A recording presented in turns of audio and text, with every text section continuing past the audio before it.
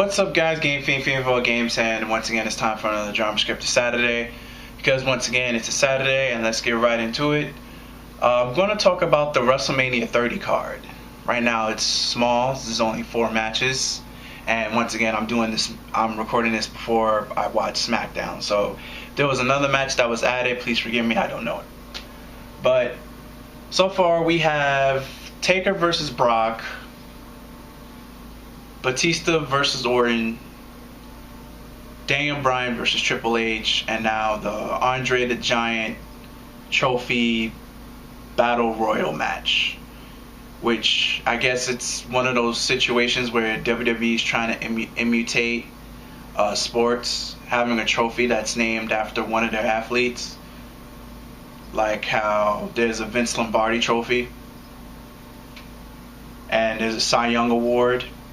See, major sports have trophies that's named after legendary athletes in their sport. So WWE was like, why not make an Andre the Giant trophy and make it a 30? Well, we don't know if it's 30. We don't know how many people is in it. I think it's 30, but why not make it a battle royal? I think it should come with more than just a trophy. I think it should come with a title shot of any kind. Probably maybe to make the mid-card titles more viable, maybe the winner gets a mid-card title shot, but then we'd have to throw that out the window because Big E's in it, and Big E has the IC title. But I feel it should come with some type of title shot. I mean, a trophy just shouldn't be enough. I mean, the last time, besides King of the Ring, the last time trophies were given out, to my knowledge, but I could be wrong, was Andre the Giant being undefeated for 15 years and Hulk Hogan getting a trophy because he was, at the time, it was called WWF champion for 3 years. So I just feel that there should be something more. Plus, I don't know how it's gonna, is it gonna be ran like the traditional dark match battle royale? Because there's always a dark match battle royale. So all 30 people going to start in the ring at the same time, or is it going to be like the Royal Rumble? Highly doubt it's going to be like the Royal Rumble because that would be taking away from the Royal Rumble. So we'll still have to wait and see till how it plays out. All we know is Battle Royal over the top. Winner gets a trophy of Andre the Giant.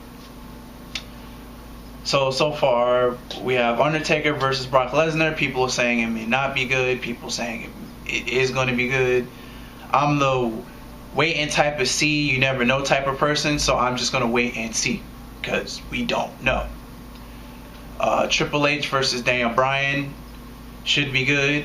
We finally got what we wanted because the Occupy Raw. And I like how there were more fans in the ring occupying Raw than there were more fans at the last TNA pay-per-view.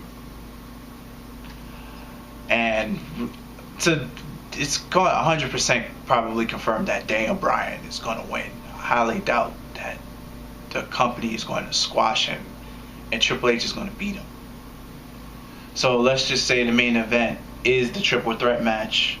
Batista, Orton, and Daniel Bryan. There's actually somebody to cheer for in this match because as it stands now, if Daniel Bryan wasn't added, there would be 2 heels fighting for the title. And the WWE Universe would have shitted on this match harder than the fans shitted on the Randy Orton versus Cena match at the Royal Rumble. And there was an actual quote-unquote face in that match, as in John Cena.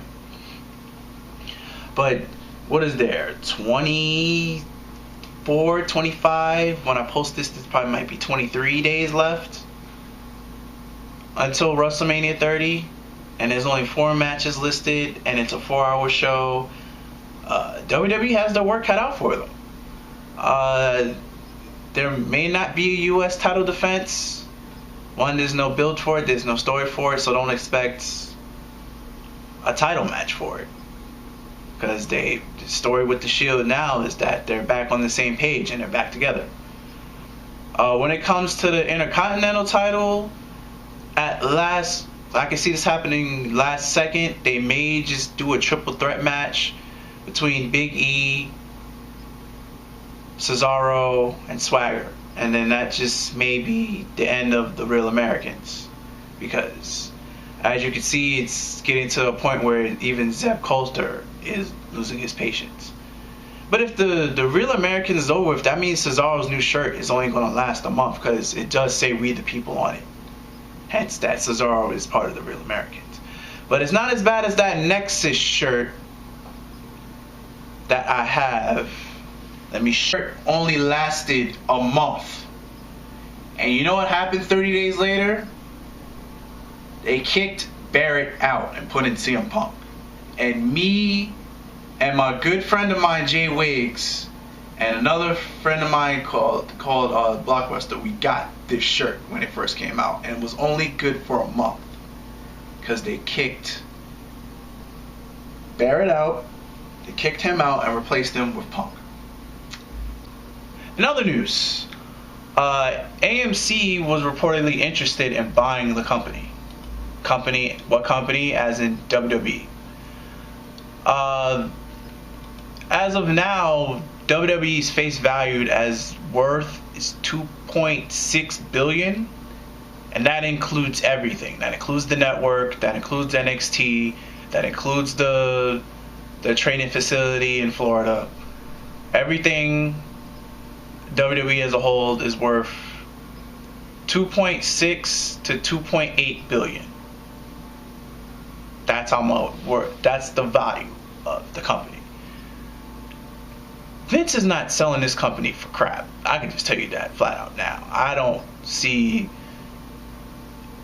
know everybody has a price, but I can't see Vince selling his grandfather's company.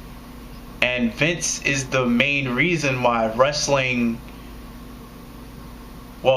professional wrestling, is a thing.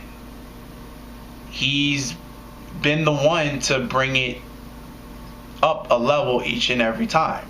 The first one to make it with pop culture. The first one to invite outside celebrities intertwined with his product. First one to test the wrestling market on a broadcasting TV nationwide stand. Wrestling was never broadcasted nationwide. I think Vince was the first one to test it and do it. First one to test wrestling on the pay-per-views with WrestleMania 1. He had to try it, and it worked. And 30 years later, look where we're at. Vince is a genius when it comes to wrestling.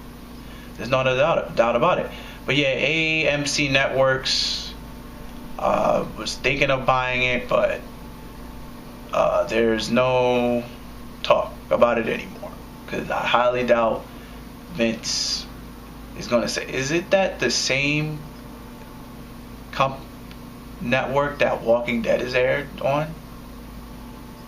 So I think so, because I don't watch The Walking Dead. Speaking of The Walking Dead, CM Punk is scheduled to be on The Talking Dead, which is interesting to see what he's going to say, because this is going to be his first public appearance ever since he left the company. Keep in mind, he left the company, but he's still under contract. So I don't know if this is a contract obligation or they just asked for him to talk. It's going to be interesting to see what he says, if they ask him about what's his status in WWE, or he could just swerve the question and not answer it. And people are going to say, well, if he shows up for this, he could at least showed up to talk to somebody while he was in Chicago. But that's going to wrap this up for this week's Drama Scripted Saturday. There will always be a Drama Scripted Saturday every Saturday. My contact information is in the description box below. Feel free to leave a comment and ask me a question. And I'm Game Fiend of all games, guys. And I'm out here, guys. Until next week. Peace.